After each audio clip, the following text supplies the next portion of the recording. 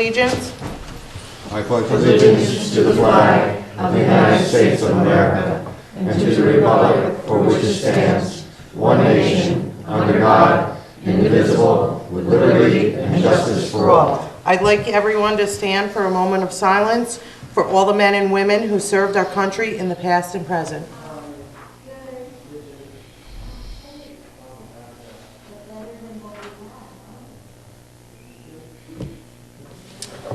Okay. Public comments on agenda items? Is there any? Yeah. Don't read it. Public comment? Agenda items? I haven't gotten there yet. Okay. All right, so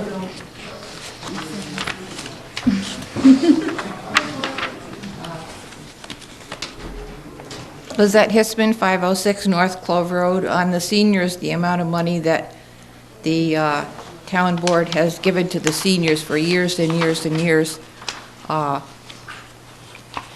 it isn't paying them for something, it's sponsoring our seniors. And the town board sponsors other groups also, and doesn't require them to first come in with invoices. I'm sure if the board wanted, as they spend the money, they could turn in the invoices. But these are our seniors, and they don't have a large treasury to fall back on that they could lay the money out first and then apply for it. Thank you, Lizette. Anyone else? Okay, we have a guest speaker, our county legislator, Marc Coviello.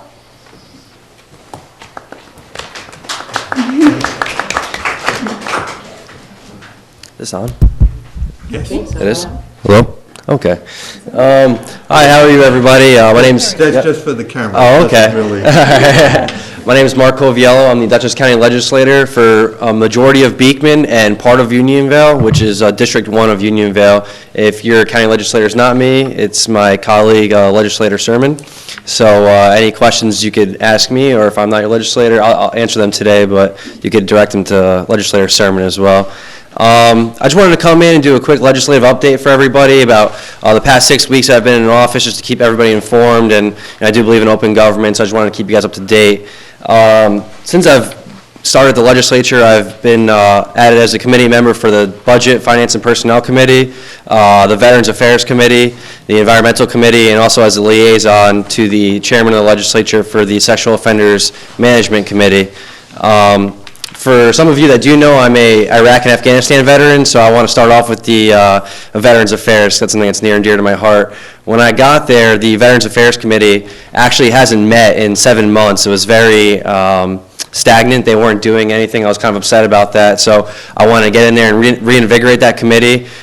We started to speak to each other about setting up a meeting. I believe we'll have a meeting shortly, hopefully next week, and I wanted to provide some more leadership there to give them some more purpose and direction, and I want to make our top agenda item to create a Veterans Affairs court in Dutchess County.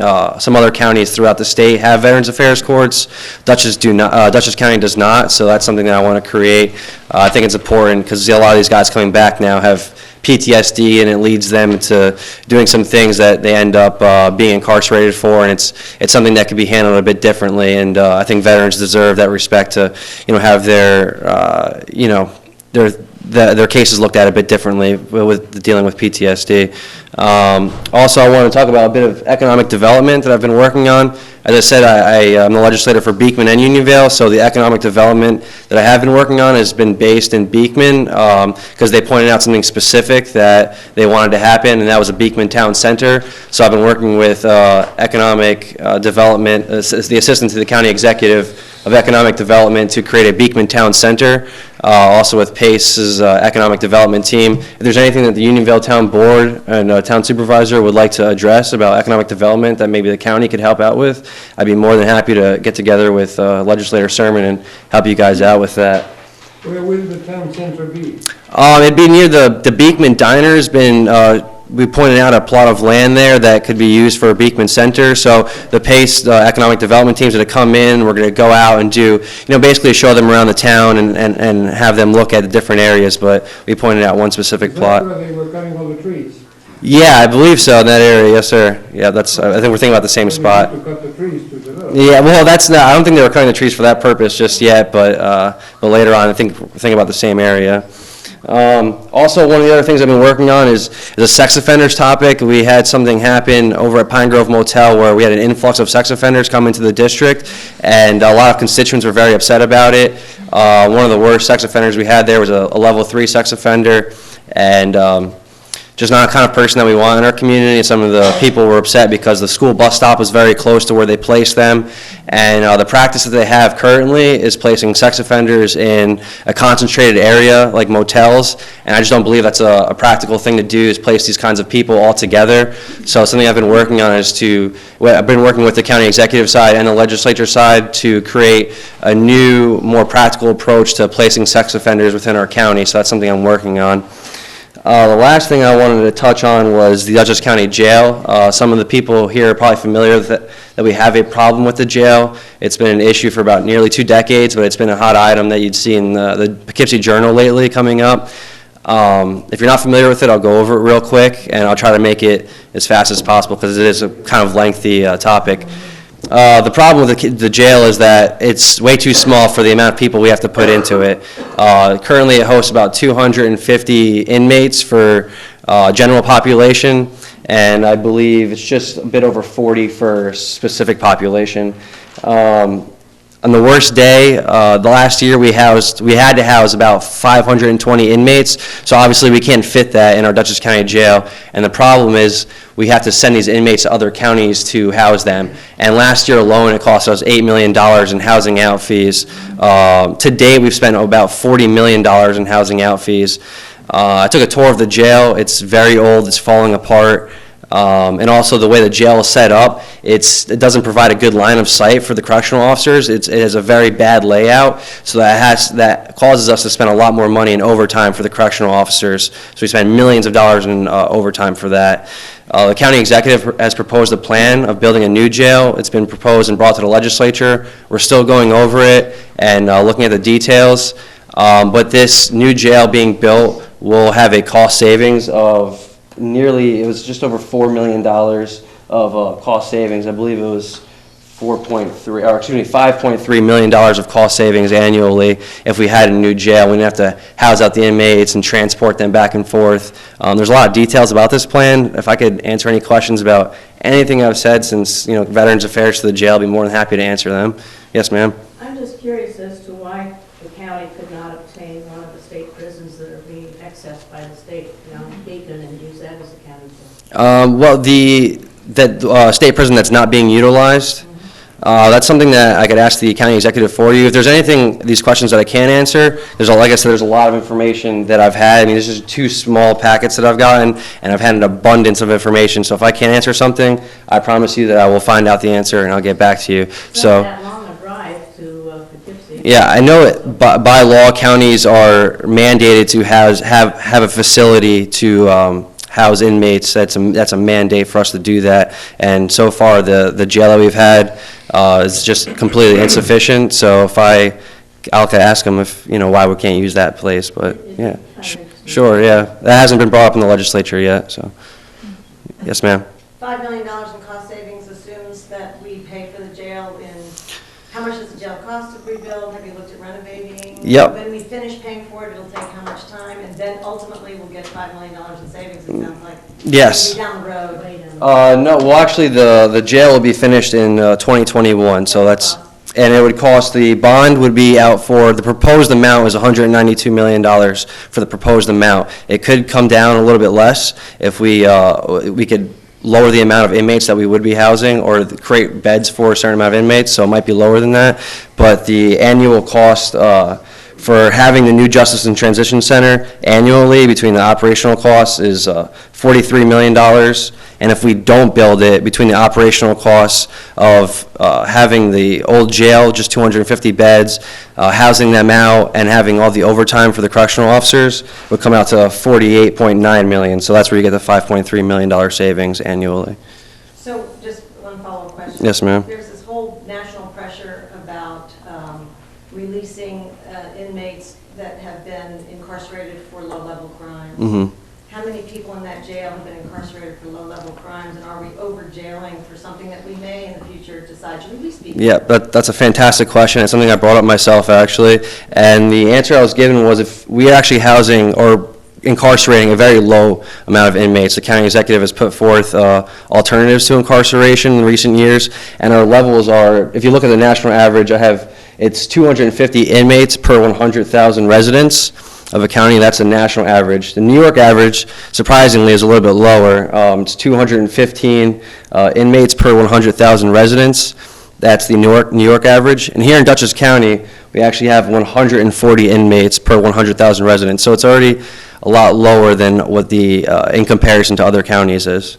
So how many inmates are there in the jail now? It fluctuates day to day, sir. Fluctuates quite a bit, actually. But like I said, on the worst day, it was up over 500. And just recently, when the county executive was speaking about this issue, on that day, it was 407. So it fluctuates quite a bit, but yeah. How many inmates were found out last year? So we are, with no extensions on the jail, the permanent jail that we have, we are allowed to, we have beds for 250 general population inmates. Yeah, but how many were, last year it cost $40 million. $8 million to house out. Yes, sir. $8 million. So how many inmates were sent out for $8 million?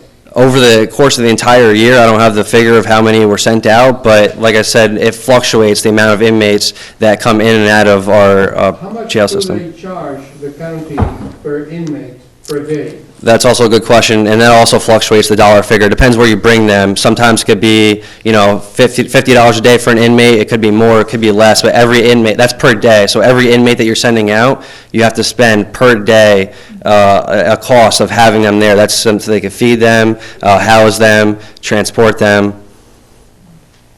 So it's quite a bit of money to house out. That's the issue we've had for the course of the last 2 decades. It's costed us, like I said, $40 million to date. So the proposal in front of us is to build a new jail. And I find myself to be a very fiscally conservative legislator, so I want to do what's best for the taxpayers here in the district. And from the data that I've seen, building a new jail would be certainly the most fiscally conservative approach to this. There's definitely more to take in, and this is going to be a big discussion in the legislature for quite some time, and I'm going to have to take in more information, but to this point, the data shows that building a new jail is by far the most fiscally conservative approach to this. Yes, ma'am? Where does the money come from, and how does it affect a town like Unionvale and the people right here? How does it affect us? How will our situation change? Sure. So the money comes from a bond. The bond will be taken out by New York State, I believe, and the county will have to pay that back. To pay it back per year, the annual debt would be paid back at $9.9 million. That is with interest that we would pay on the bond. So $9.9 million annually. It's a lot. But if you look at not doing anything, we'll be paying close to $15 million a year if we don't do anything. That's because we're going to have to house out inmates, and the operational costs of maintaining the old jail that we have now with the overtime, transporting the inmates. The inmates are going to be in the system for longer periods of time because we won't be able to process them as quickly, not being here in Dutchess County. So it's a substantially larger amount to pay for not doing anything. Thank you. Yes, sir. The proposed new jail, how many beds would that entail? Currently, the proposed number is 569 beds. That number could fluctuate. It could come down, which would mean the bond amount that we would be taking out would be less. So if we could do less, I would like to do less. I'd like to take out as little as possible, so our annual debt would be as little as possible. Unfortunately, though, the criminal industry is a growth industry.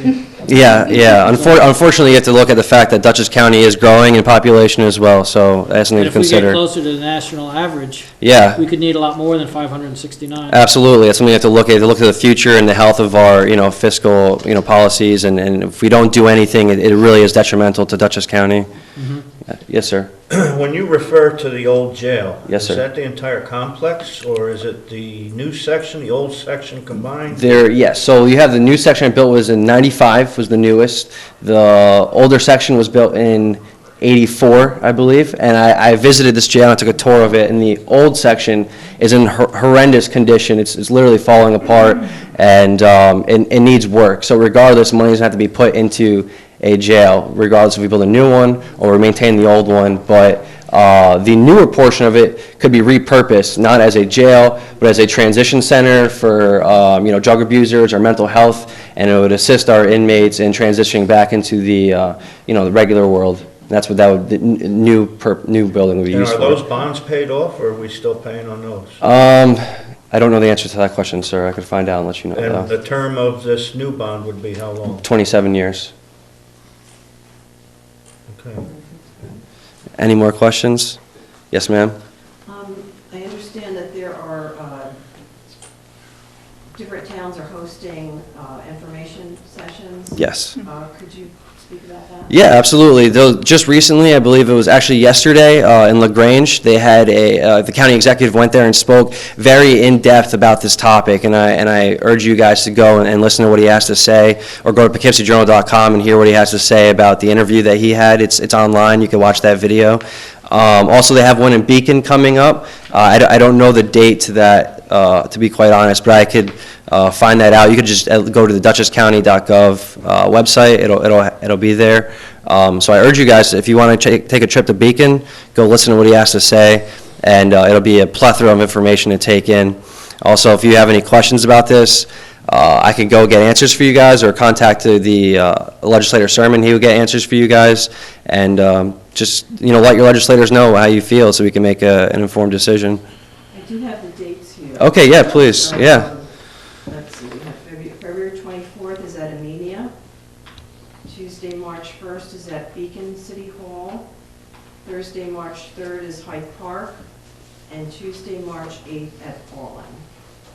So that would be fairly close if anybody wanted to go. Is there any other questions about the jail or Veterans Affairs or anything? Oh, by the way, on Tuesday, with the permission of the board at 6:30 p.m., I'd like to host a Veterans Affairs forum here with other veterans throughout the area to speak about their issues with the VA or anything like that, just to have veterans get together and talk about Veterans Affairs. It's good for us to get together and speak about those kinds of things. Any other questions? All right, thank you guys, appreciate your time. Thank you for the board. Thank you, Mark.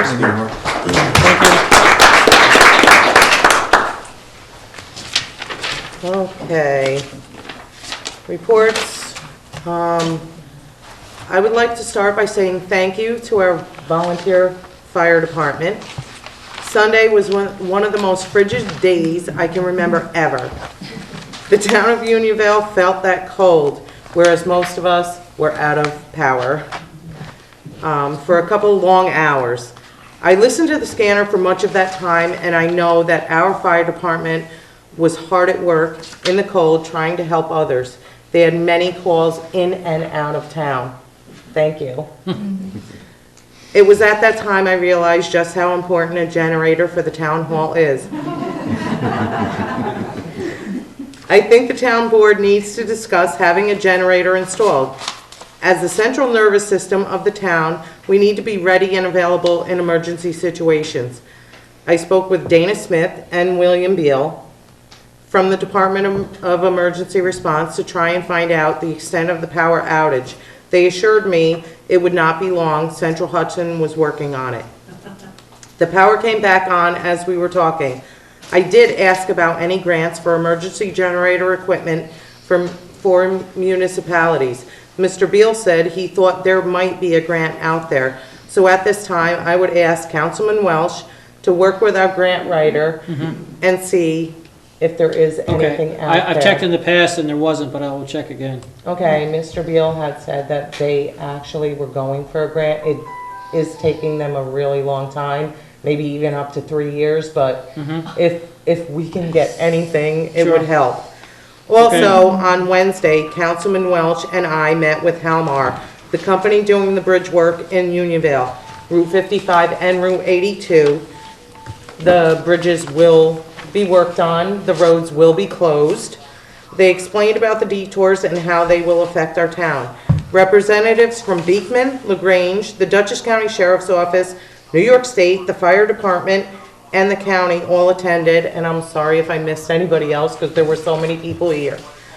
The main concern is the road closures. I am concerned this will affect our town roads. I spoke to the Beekman Highway Superintendent today. He already put up signs on Clap Hill, DeForest, Riley, and Baker Road. 2 of these signs are in Unionville, and I approved him to put them up. They will be telling residents that it is local traffic only, and there will be sheriffs there to make sure that everyone uses the proper road closures. In regards to putting up local traffic signs, we need signs on Wisman and South Parliament. The Beekman Highway Superintendent also tried to contact our highway superintendent. There are signs out there that he can have made. They actually have a template, so we can, at low cost, make these signs. We only need about 2 of them. They may cost up to $100, $150.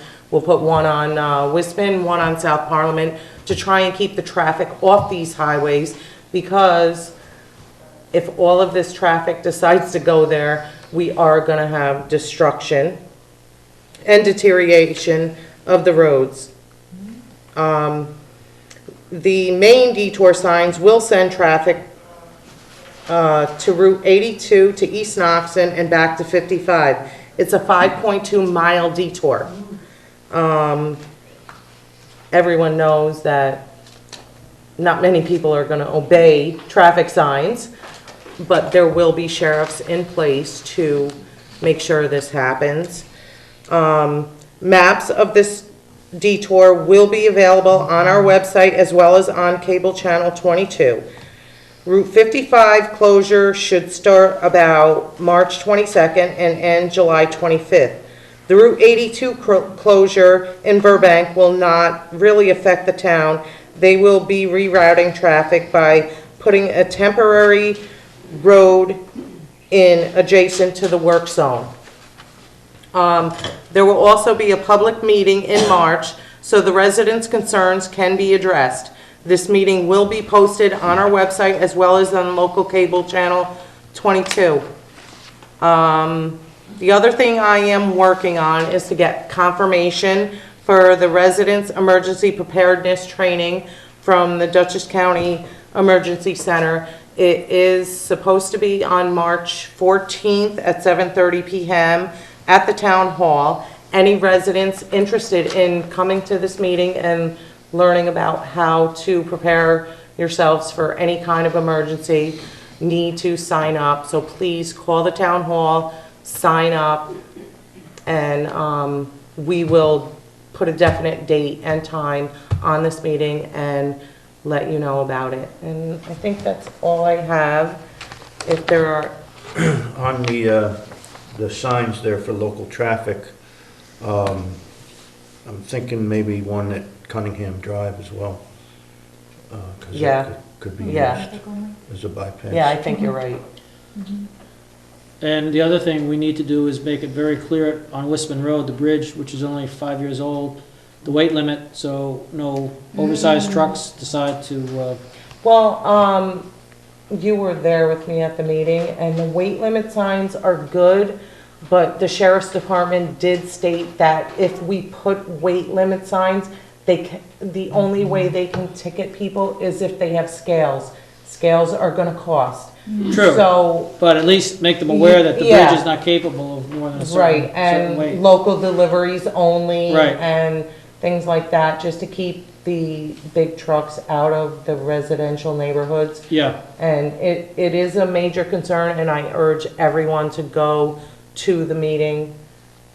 Whenever Yeah. Halmar contacts me, Mhm. they may come just to a town board meeting, and like Mark did, have just a little presentation to explain it and question and answer time with the public. Do you have anything else, John? You were there. just to say that they would like to have made a temporary bridge on 55 to minimize a detour, but the adjacent property is too wet that they could really build anything substantial in a short time. But fortunately, in Burbank, they're gonna build a temporary bridge, so if you're going up and down 82, you will not be too inconvenienced, you'll just have to slow down.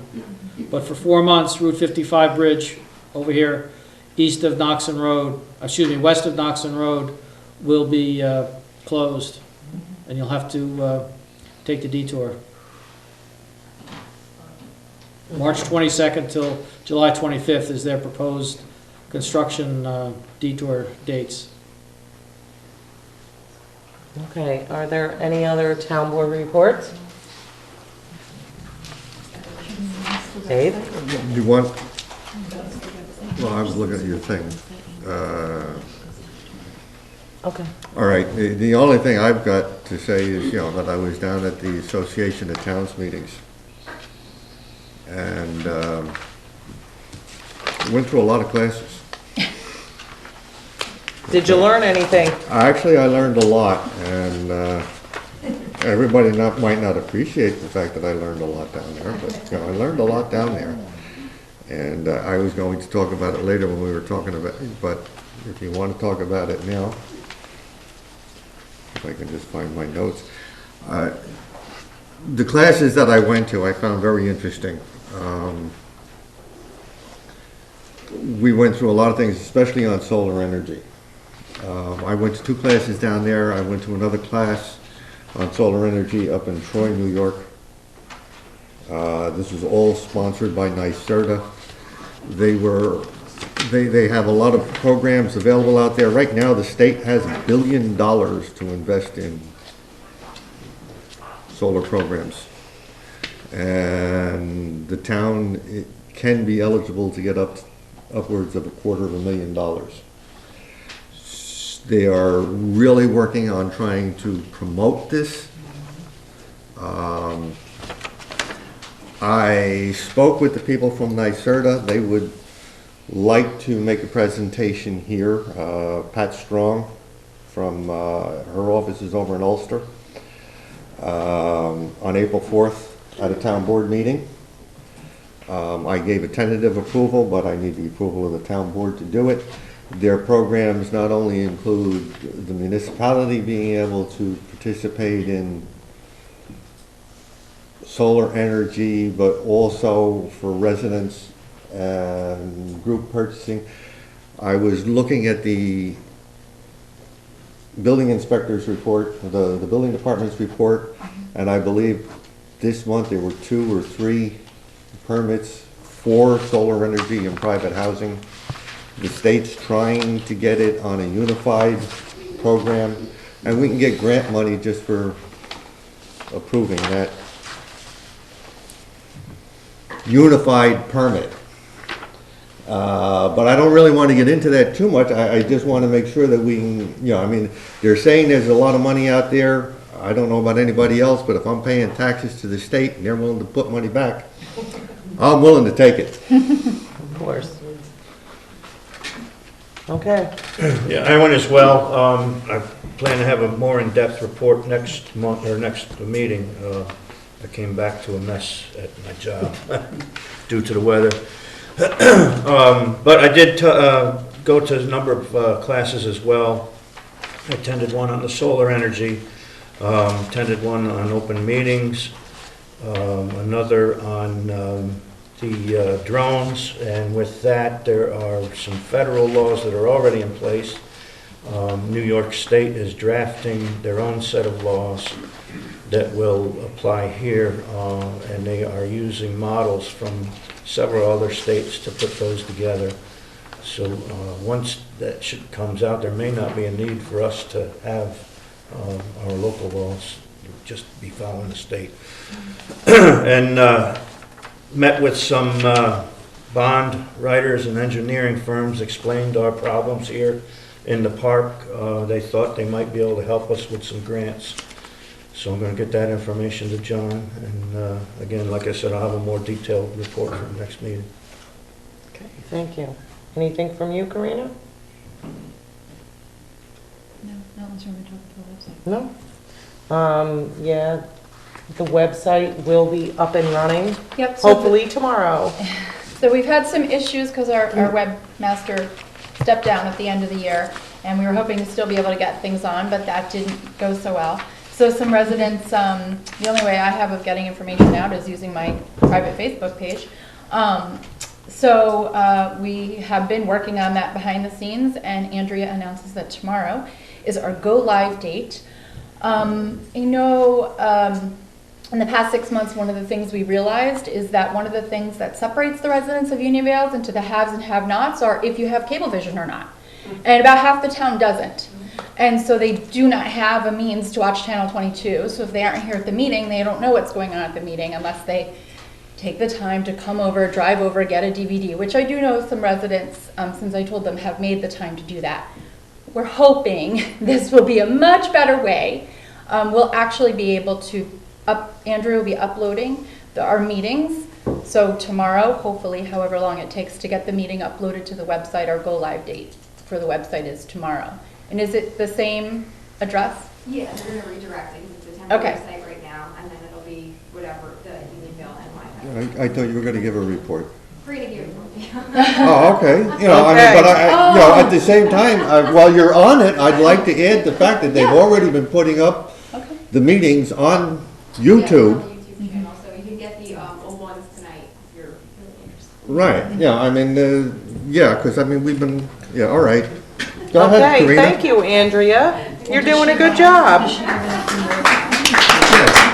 Yay, Andrea. Would you like to add anything, Andrea? Do you want to come to the mic? She might want to talk quicker. Are you allowed on this side of the camera? That's what it's like. Jimmy's over there, right? Yeah, so Andrea Casey, Media Coordinator. All the old meetings will be archived on the site as well through YouTube, so if you're really anxious and want to take a peek, you can go to the Town of Unionvale YouTube channel and look at them, but they will be posted on the homepage, and then the archived ones will also be on the Town Board section. So you'll be able to get all the information on demand now, and hopefully the website should go live tomorrow. Our vendor is going to connect the two sites, so we welcome feedback. I'm sure there will be lots. So feel free to contact us through the website or the town hall number, whatever's easiest, and we can make those changes. So any other questions? No, thank you, All right. Andrea. You're welcome. Thank you for all your work. Okay, reports from departments and committees. Highway Department is not here, so we have no Highway Department report. Did you give his report to Steve? No, he didn't. Steve, did he give you a report? I don't have anything, no. No, I think he said. Okay, Bookkeeper, Ryan. Good evening, thank you. What First, is your I'd like name? to, Ryan Cortine, Town Bookkeeper and Finance Officer. First, I'd like to thank the Town Board for allowing me to go to the Association of Towns. It was a great education, taking just the accounting and bookkeeping classes. And it was also recommended to me that I attend the Comptroller's accounting school that's coming up later this year. So I'll be talking about that with the Supervisor and the Town Board in the near future. All of you have this report that was in your mailbox. I just wanted to go through it quickly, and then if you have any questions, I'll do my best to answer it. The first page was a list of the 23 bank accounts and CDs that the town has in 2 banks and a credit union, with the December balances and the January balances, and then that month-to-month difference. So you can see that at the end of the year 2015, the town had $4,719.80 in those 23 accounts and CDs. At the end of January, the town had $948,201.76. So the difference is a decline of $116,518.04. I also further broke it out into that there are 8 what I would call non-liquid accounts. Again, there's the 8 CDs that are the bottom 8 lines of the credit union section, and then 15 liquid accounts. So I think with the end of February coming, and I should be having a very nice meeting with our tax collector, Mrs. Bonk, soon, I'm not concerned that we will run out of liquidity. But, with paying for the library, which is not part of this, it's part of February, and then other expenses and payroll, it's the liquid accounts are getting rather low. So we'll need to look at the CDs as they mature over the next few months as to what we should be doing.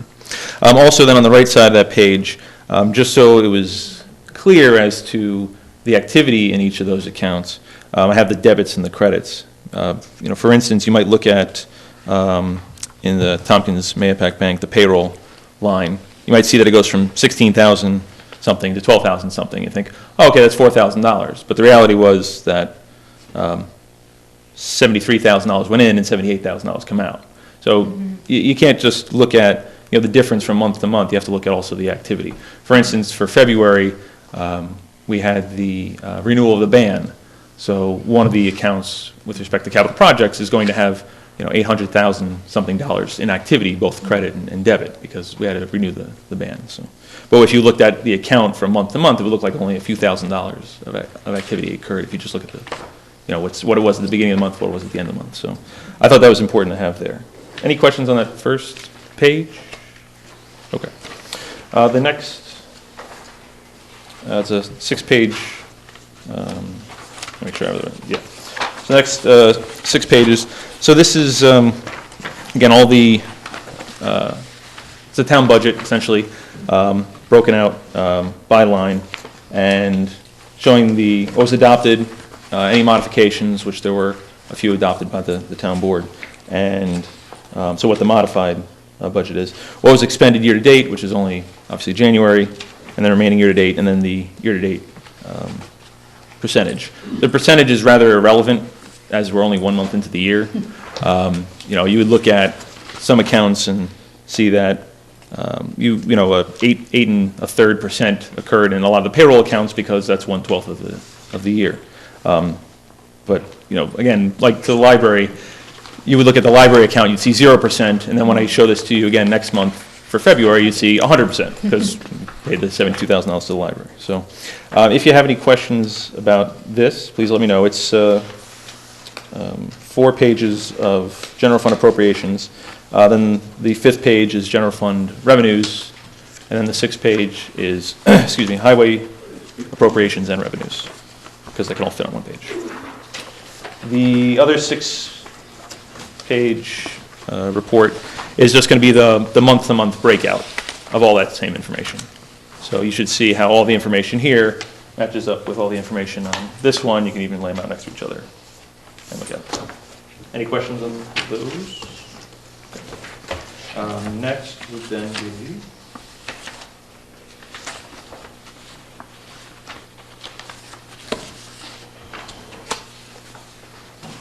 the QuickBooks profit and loss statement, again, just showing the activity. So what you'll notice is that the revenues are all A-fund revenues, and they match up with what's in the budget appropriations document on page 5. The expenditures for the A-fund, there's a slight discrepancy. If you go to the 2nd page of the profit and loss, there's just 2 lines. You can see I even put little question marks next to them. Sick time and vacation time. I'm not sure where that is supposed to come from in the budget, so I just have to do a little more digging. So I may need to adjust this document for the following month.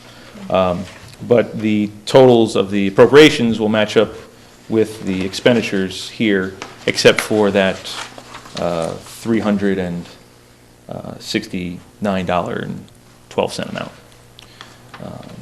And then you'll see that the the highway appropriations, 25,407, match up with the highway appropriations in this document. And then lastly, this is prepared by our deputy bookkeeper, Ms. Hunt. She's been amazing, as I know the Supervisor Tompkins can attest to. I mean, she's just been really helpful. One of the things that her and I were discussing just recently is we need to adjust one practice that we have whereby, I'm in charge of all the expenditures and revenues on behalf of the supervisor, and she's in charge of the payroll on behalf of the supervisor. But what we are going to start doing is reconciling each other's books, just because I shouldn't be the one that says, I'm writing out all these checks and then say, yeah, all these checks are good. I should have obviously somebody else doing that. That's just a common practice in accounting. And so I'm going to check her payroll accounts and she's going to check my expenditures and revenues going forward.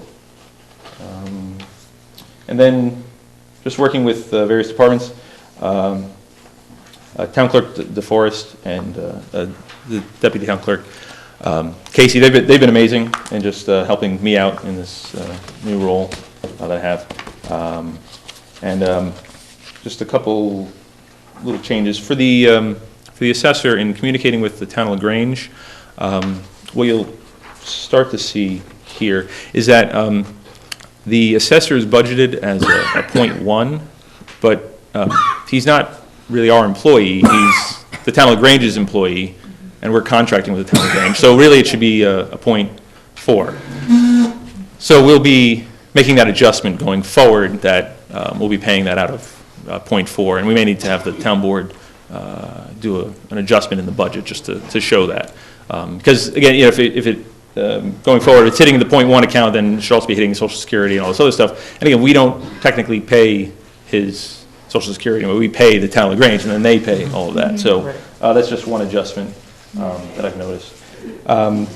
Also, I'll be meeting, I met briefly with Director Mattis from Parks and Recreation. We're going to have a more in-depth meeting soon just to go over financial operations down at the park. I'll be meeting with the recycling administrator regarding that as well. And I've met with Building Inspector Kolb just to go over, kind of what he's looking for in terms of, he's giving me checks and how we're going to just handle that. So.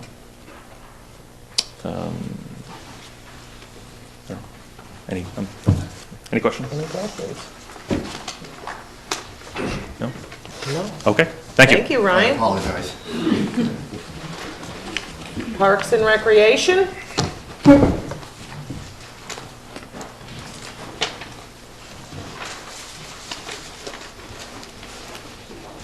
Good evening, Rob Mattis, Director of Parks and Recreation.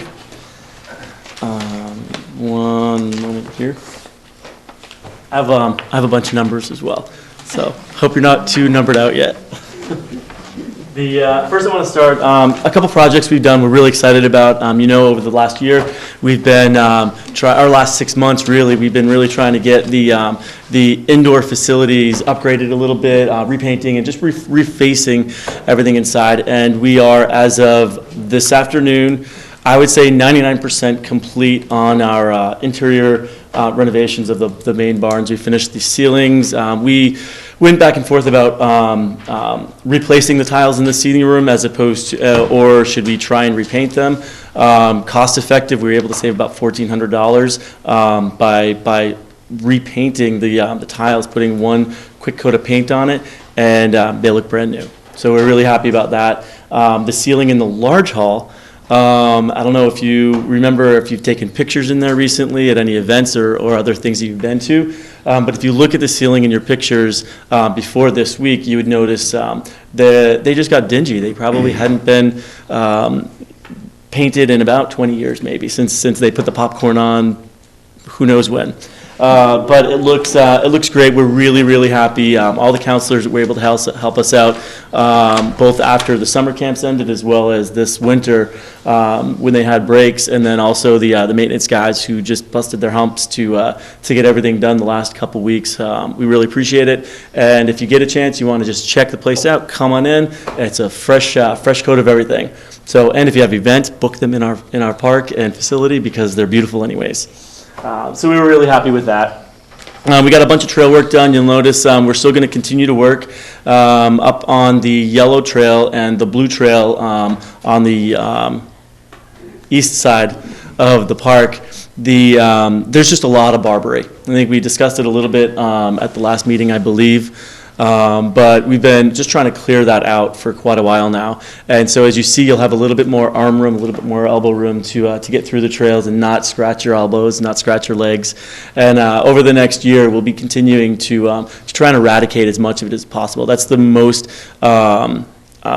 condensed area of the park that we have that has this, and you'll notice that the equestrian center as well as the everything on the west side of the creek does not have that same problem. So we're going to hope to continue to work on it and open those areas up a little bit more and just sort of reclaim that part of the forest that's starting to be overcome, as well as you'll notice in the front of the park. We haven't done anything with it yet. We are looking at Supervisor Tompkins had given some information about a grant, an Arbor Day grant. And so we applied for it. It was due we applied for it last week, and hopefully we'll get the approval to go forward with it. We're looking at putting some bald cypress trees in that area, removing everything that's there. They're fast-growing trees. They'll be good for the amount of the condition of the soil and everything that's there, and we'll eliminate all the undergrowth as well as the pines that are there, because a number of them are in some serious condition.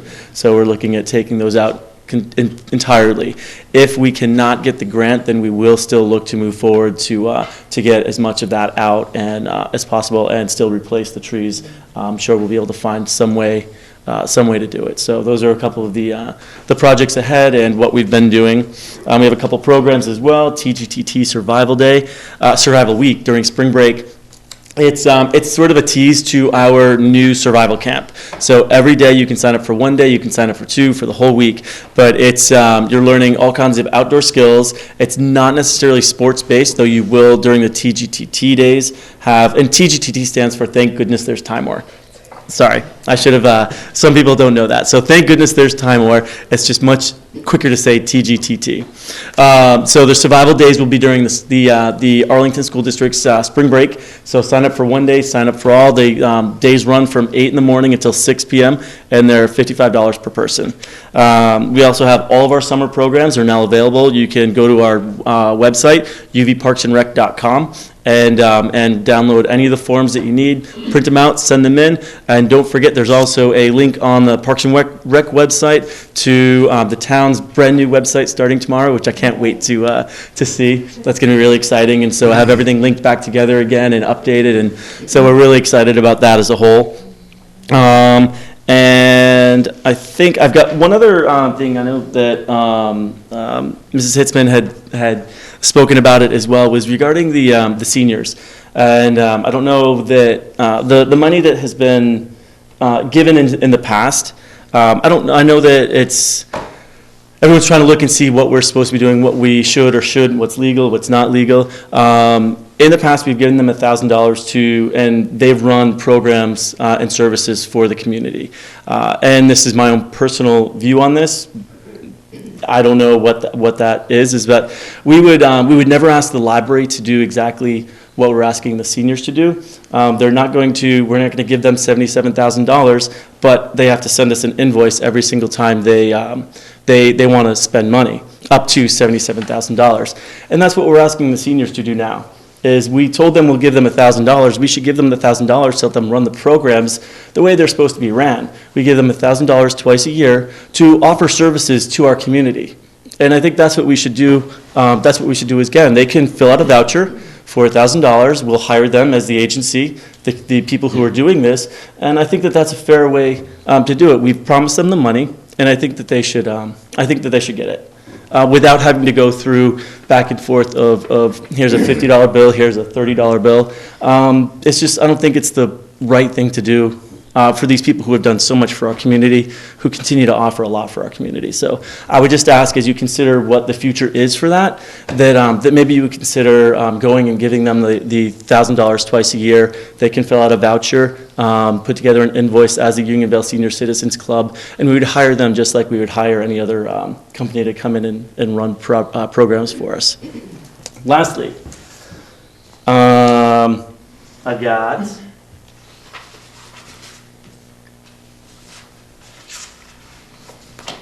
handouts. Oh. Sorry. I do have one other thing.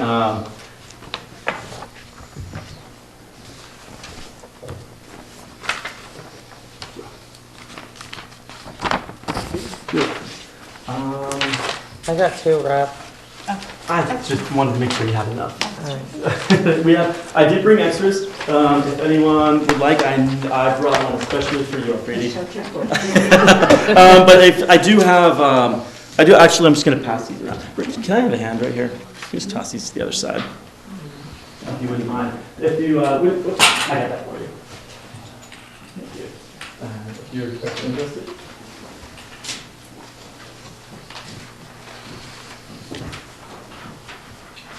You are very we'll toss it up. She's got mine. Just so you can follow along. All right. This is very quickly at a glance. Ms. Moore had brought up last week the huge deficit that the Parks and Recreation Department presumably had over the last 10 years, the sum of nearly $3.5 million. And I think what I wanted to first just get out there is that deficit is not the case. And we met last week, and was it last week? Yes. 2 weeks ago. Last week we met just to go over the numbers and explain one of the, I guess, problems in speaking about transparency for the town, the community, something that might be helpful, and which is why I think those numbers were used, because they were the only numbers available.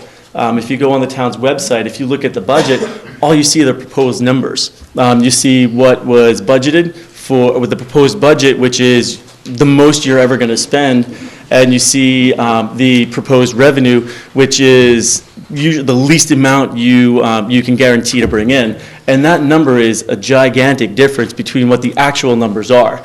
So what I'd like to ask is the town board to, when we're looking at updating the website, when we're looking at updating the budget numbers, that we include the budgets that we get to make our budgets from, that include the actual numbers from 2 years prior. So when we create our budgets, we have 2013's actual expenses and actual revenue. We have 2014's proposed, and usually what's actually up to August 31st, because that's when the budgets are due. And then we have the proposed 2015.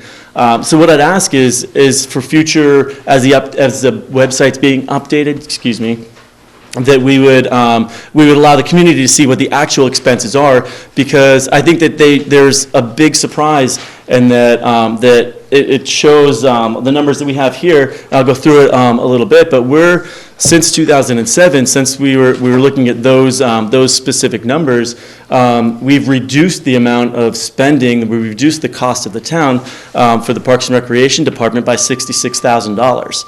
And so it's a huge amount of money that we're not spending, that we're not costing the town anymore. We are spending money, we're spending more money, but we're also bringing in considerably more.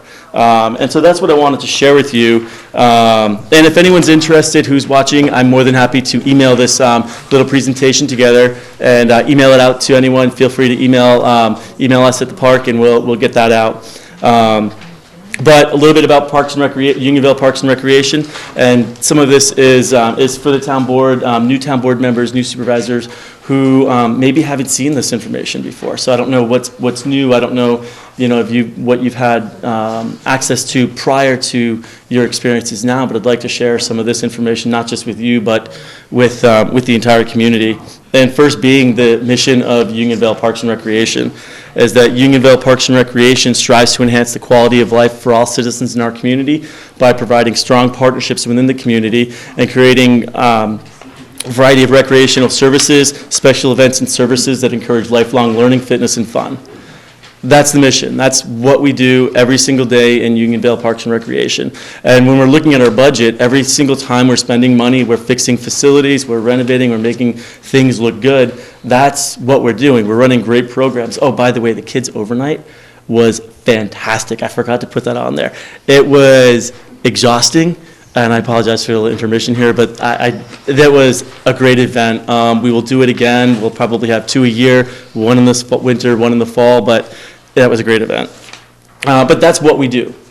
We provide these opportunities, and there's a cost to doing that. There's a cost with anything. There's a cost for libraries. There's a cost for highway department. There's a cost for everything that goes on, and we bring money back into it, and we try and make that as revenue neutral as possible. We're one of the few agencies that are able to create revenue from what we're doing, and we're making it closer and closer. The expenses that we had when we started in 2007, the actual difference between cost, between the expenses and the revenue was $248,000 and change.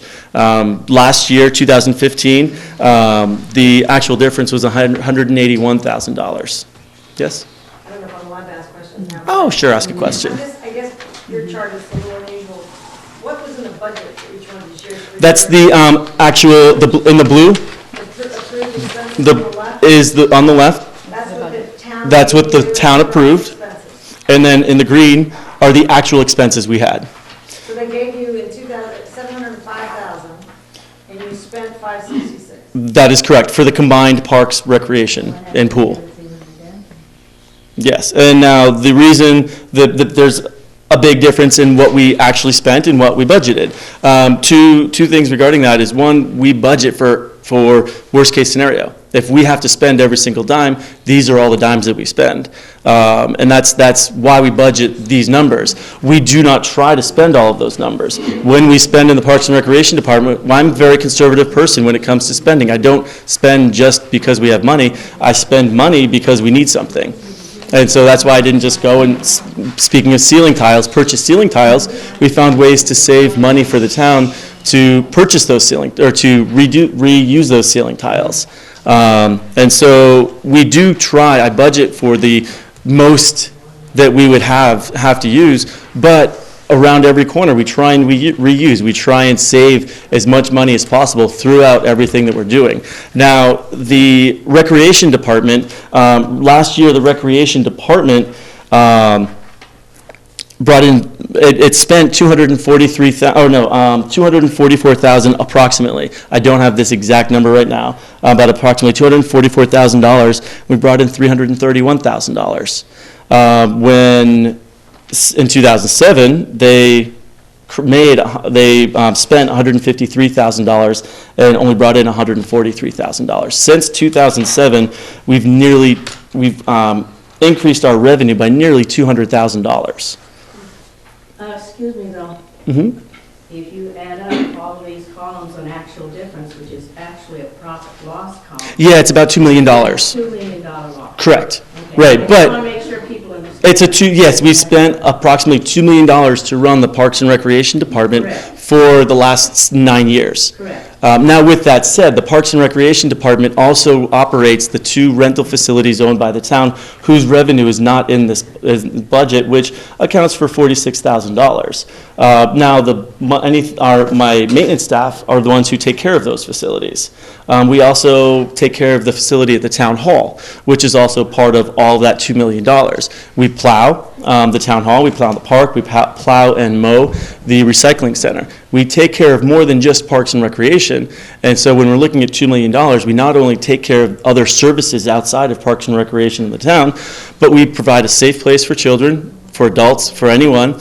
We provided an area where if you want to go hiking, you've got 12 miles of trails in our park system here. You've got ball fields, you've got rental facilities that people use all the time for weddings, for parties, for little get-togethers that they don't want to do at their house. You've got open space, you've got nature observation, you've got a gem of a park that not only is it beautiful to come, but it increases your property value. It provides an atmosphere for if we didn't have parks like this, if this community did not have, that people, there are a lot of people who would move elsewhere because they look for things like this. It draws more people into a community, and it's not just the $2 million. We spent $2 million. Every single department here spends money. That's part of local government, but we're providing a service to this community that is unmatched by anyone else around us. We are the best Parks and Recreation department in the area, in the county, and we're proud of that, and the community's proud of that. So we do spend money, and that's the way it goes. However, we're coming closer and closer, as I said before. All the programs that we're running, that's how we're starting to pay for all these things. We're running more and more programs, and our program revenue is going up and up. You'll look at all of the dates, 2007, 8, 9, 10, 11, 12, 13, 14. You'll look at every single one of these, and there's a little bit of jump, and you can see when we had to buy a new vehicle, when we had to buy a $50,000 tractor, a $50,000 pickup truck, a $50,000 mower. That's part of the budgeting. That's part of everything that happens. We wouldn't have to do that. That $2 million deficit could be less. And that's the whole reason that we wouldn't have to do this if we started to, if we were allowed, if we can get, as budget season comes through, and we'll talk about this as budget seasons come through, but we need to start putting together capital accounts for vehicles, for these big ticket items, so that we're not asking for $50,000 this year, so that we're not asking for $75,000 this year. If I have two vehicles that break down, that's $100,000. I have to ask for that in the budget. So if we start asking for $10,000, put it into the accounts, we know we're going to have to replace these vehicles in 10 years. So instead of asking for that right on the year it's due, we need to start looking at that. And that's how we're going to make this number even less. Our revenue is not going to stop. Our revenue is going to continue unless we're defunded, and if we're defunded, there were a lot of services in this town that would cease. Not just recreation services, but a lot of other services in the town that would actually cost you more to do, because then you have to hire other people to come in and do them. And that's not something that anyone in this community wants. But we can look at other ways to get these numbers even lower. Our recreation numbers, that's what's footing all of this bill right now. That's what's providing. People aren't paying us to mow the grass. They're not paying us to watch it. They're not paying us for that sort of thing. Our facilities, the infrastructure, we have to continue. We have to keep. So if we stop every program, you still have to pay for the facilities, and that's what's costing us money. And so that's what I just wanted to share the numbers and encourage the town board to please put the actual numbers online as soon as possible, so that when people do try and get research, they have accurate numbers. Not everyone's going to enjoy the numbers. There's no doubt. Nobody wants to spend money that they don't have to. But we have the same goal. Unionville Parks and Recreation, we have the same goal as every taxpayer in this town.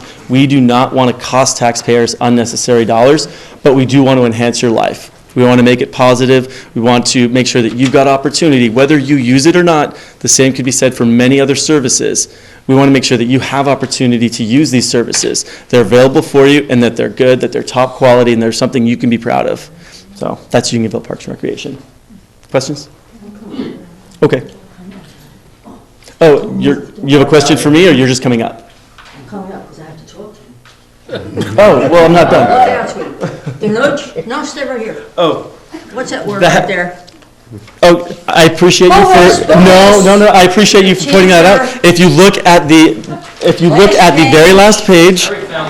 Yes, no, now listen to this, no question too big or small. We are here to help you because we want to listen. We want to hear what you have to say. Put in quotes or something. All right, next. Maintain town cemeteries. Now, which cemetery are you maintaining besides the one at East Knoxon and 55? We have the one at East Knoxon and 55, and then we have another cemetery that is landlocked, privately owned, or with, I don't know the name of it. No, it's an old cemetery. It's on Jordan Court. Thank you. It's off Jordan Court, in the back. Are you actually getting in there? We haven't for a while. No, we don't mow haven't it. in years, I No, know. we don't, But he's it's got not, plans this year to work on. Okay, it's, all we're not right, mowing okay, it, well, that's no. nice. But we have other cemeteries, Lizette and I are handlers. Yes. And money is getting short for taking care of cemeteries, and the Division of Cemeteries, are you ready for this? I can't wait. Have recommended that we ask the town, if we're running short of money to maintain our cemeteries, that we ask the town for financial help, or physical help. All right, and get out of The here. last thing we want to do. We love our cemeteries. Yeah. We love old people and dead people. Right, Lizette? Oh, yeah. I think I had some other questions over here. Sorry, Alfred, speak for yourself. I had cemetery too, but also know the old dump up by the VIII. The recycling center, yes. We mow and plow that as well. And remind Yeah. everybody, we got 2 parks, not just time one. And we do have 2 parks, 2 beautiful parks. So, use them both. There was one thing I didn't notice, actually, are there any other questions regarding Rob, I just this? have a question. Yes. Can you upload your PowerPoint to your Parks and Rec website? So Oh, people yeah. can access it that way? Oh, absolutely, that's perfect. Yeah. Thank you. Yes. Just make that spelling correction. I will change that. Put it in. I'll put it in quotes. Come on, is that the only thing you have to bust my chops on? One thing I didn't notice on the agenda, I put it up a memo for both myself and for Jessica to attend conferences. Jessica's conference is the American. That. I'm sorry. When did I get that? Beginning of. February 4th. Thank you. You said beginning of February. I do need to discuss it. We've got money in the budget. It's budgeted every year for conferences for the Parks and Recreation Department. The ACA conference is actually in a couple weeks, the American Camping Association conference. I would like to send Jessica Dickinson, our after-school program director. She's also our survival camp director and recreation assistant. I would like to send her to that conference. It's a three-day conference in Atlantic City. And it's one of the top camping conferences, and certainly in the Northeast, but in the eastern part of the states entirely. The total cost for the conference would be about $700, and it would allow her basically to bring back again the educational sessions that you've attended. It's the same type of conference. They have an expo for trying out products and seeing what's new and innovative out there. So she would be going and representing Unionville Parks and Recreation to the camping programs, and then bring it back and educate our other camp directors on what she's learned, what's new and innovative for the camping season, some new products and things like that. And if there are any laws that changed that we should be aware of, she would bring those back regarding camping and programming specifically for it. And then the National Recreation and Parks Association Conference, annual conference is also coming up. They're going to open up registrations for it soon, but again, with travel, it's in St. Louis this year. But with travel, I'd like to get everything approved now so that if approved, we can make the travel arrangements as soon as possible so that we don't miss out and have to pay more later, which we've had to do in the past. So I don't know if I can give you any specific information or answer any specific questions about it. When in March is the? March one? 7th. 7th through So we would 7th have through the to 11th. approve that tonight. Tonight, yeah, it would have to be approved tonight because she's still got to book and then make For plans her. and, yes, yeah. Ideally both, so that we can discuss it and make the bookings as soon as possible.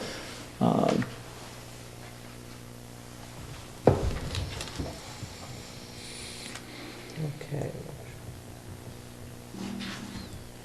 Okay, does anyone want to make a motion to approve Jessica? to I'll make go? a motion that we send both of them to these conferences. It's in the budget. It's in the budget already? Yeah, we budget for it every year.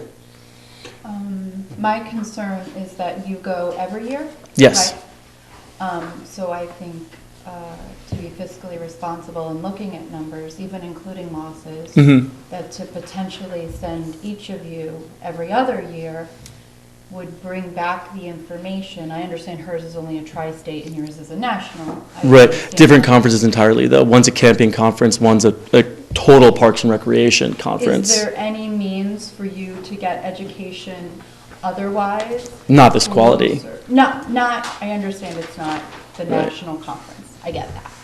But like, I'm a nurse, I have to Right. do continuing education credits, I can go in person to a class, or I can do webinars. Mhm.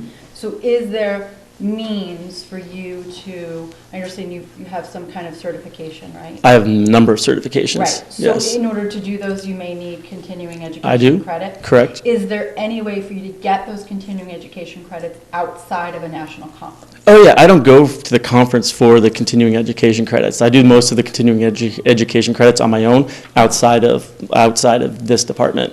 The reason to go to the national conference is because that's when you're finding about new laws, new regulations, new services, best practices, in addition to networking with a 5,000 peers who are in the same field, who the same reason that as councilmen you go, as council people, you go every year to your conferences, every year after year. That's not $2,000.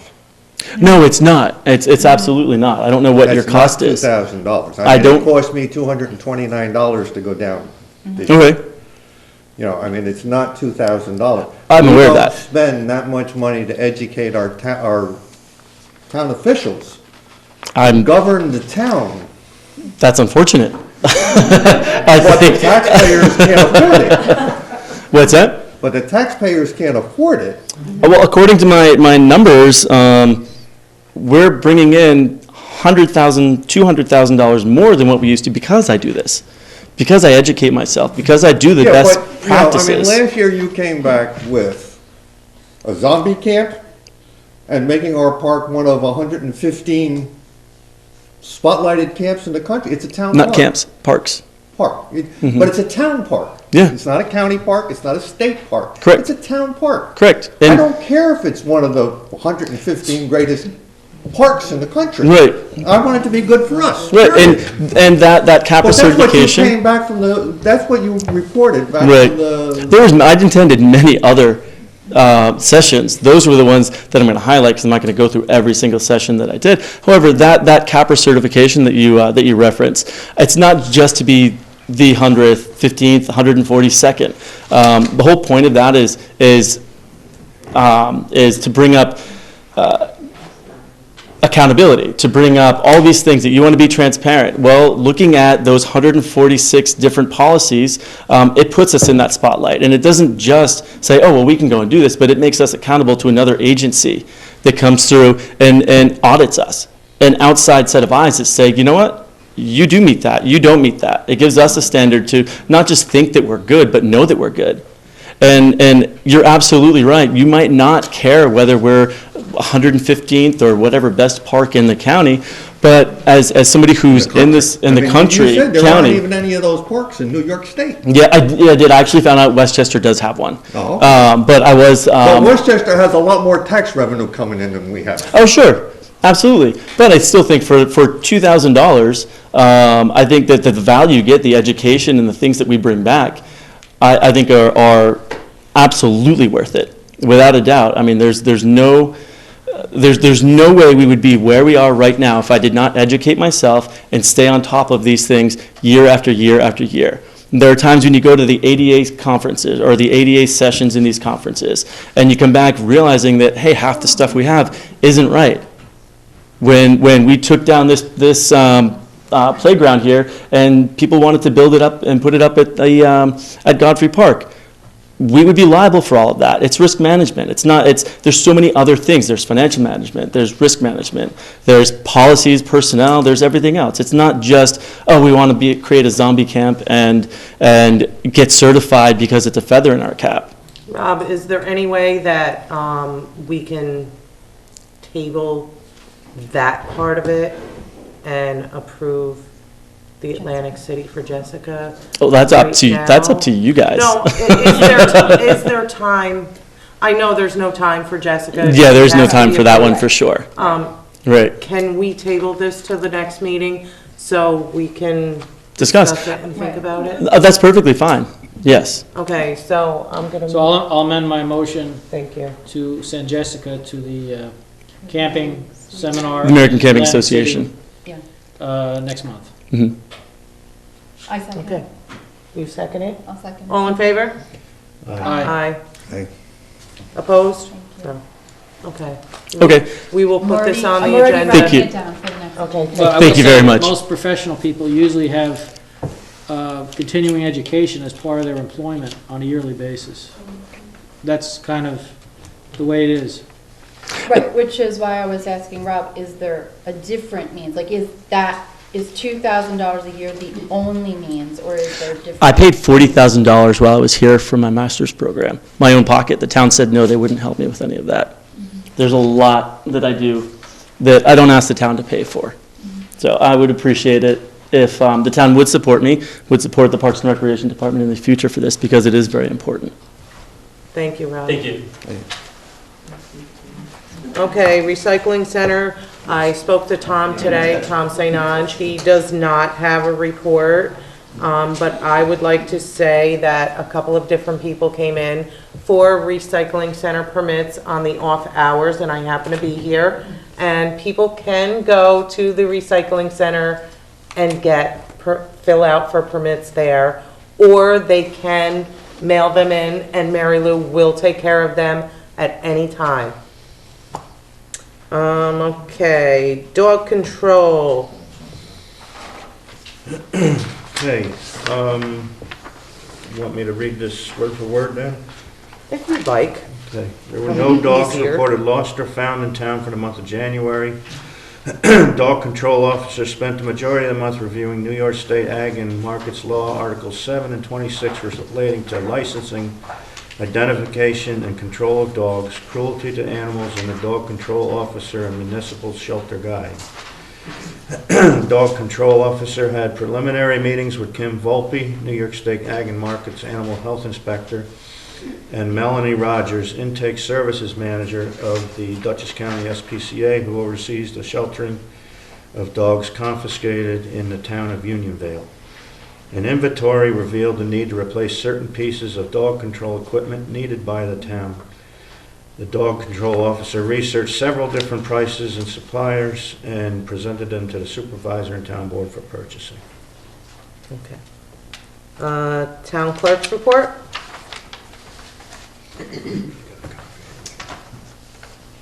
I turned in $38,040.41 to the supervisor for town fees, $113.90 to the state for state fees, and I took in a total of $38,154.31. Thank you. Code enforcement officer? On behalf of George Cole, who submitted his report to the entire town board. As February 1st report, he reports that the required 1203 reporting to New York State has been submitted for the year of 2015. The annual report for HUD has been submitted regarding building permit issuance. He's currently waiting on a meeting to speak with our attorney, Tom Jacobelis, assigned to his department, and he's been working with Larry Paggi's office, our town engineer, to arrange some requirements for MS4 annual report and local law requirements for 2016. He did 51 inspections, 4 violation notices were issued, 9 building permits issued. As Dave had pointed out, 2 of them are for solar panel installation.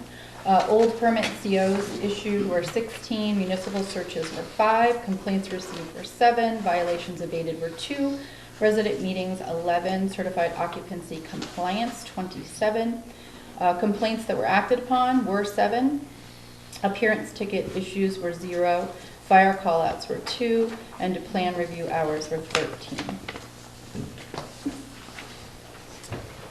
Constables? Constables, for the month of January, they patrolled approximately 905 miles. Used about 54 gallons of gas. The 3 court dates went normal without incident, very light with number of cases. The new court officers that were taking over for those of us that had retired were very professional, did a nice job in their first month of steady time in court. There are a couple of things that they found as they were doing patrols, people illegally parked or some doors unlocked. We did have a meeting and we talked about the things that we found.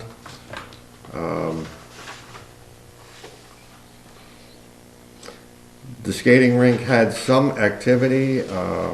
Some of that activity they found down there, they had 16 people down there one night, one town resident.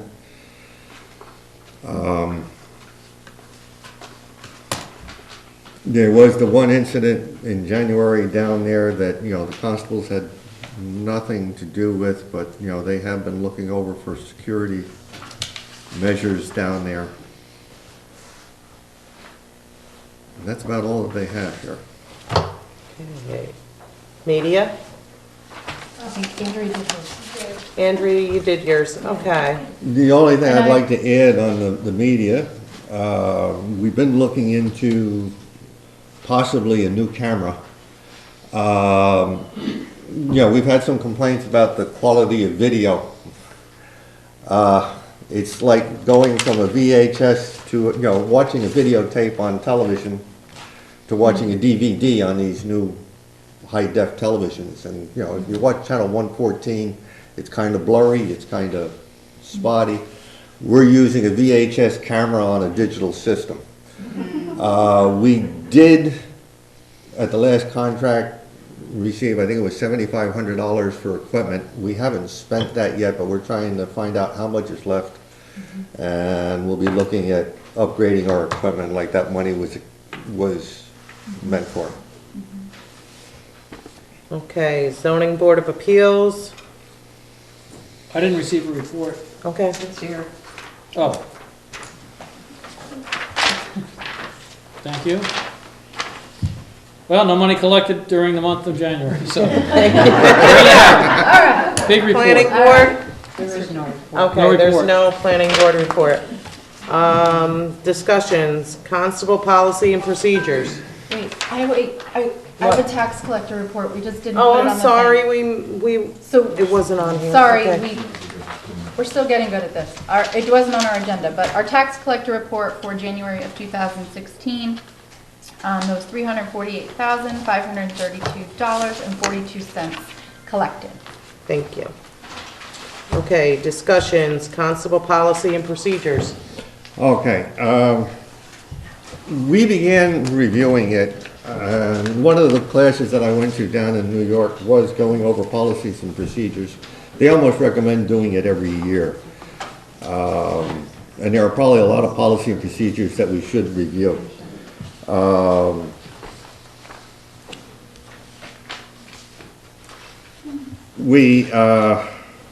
There are a few things that we've talked about, and I've talked about to other towns as well, that are in our policy and procedure.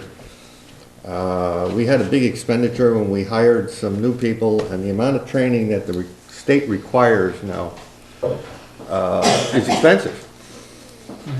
And I know neighboring towns, they kind of share constables. It's where they will hire constables from other towns to fill in when they need constables, and this way here we can cut the cost down. Our town code, our policy and procedure says all constables must be residents of the town. Now, we have one who's been saving the town money by being our municipal police training council trainer, so that we don't have to pay to send these guys out for their annual training.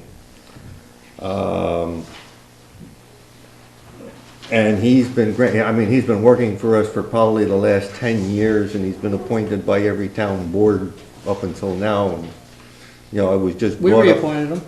We reappointed Yeah. him, right, but I mean, it was brought up now by a man who actually appointed him last year, that he's not a town resident.